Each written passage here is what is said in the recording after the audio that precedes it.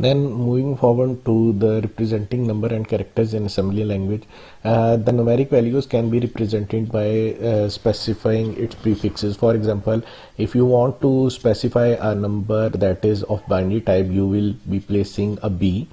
If the number is of hexadecimal type, then you will be placing H, and if the number is of decimal type, you will be placing a D.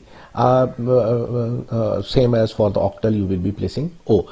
Basically, if you are not placing any specification of that number, then the number will automatically be considered as a decimal number, and its hexadecimal value will be stored in the relevant register. And if you want to mention the type, so you will be representing the letter B, H, O or D as per your requirement.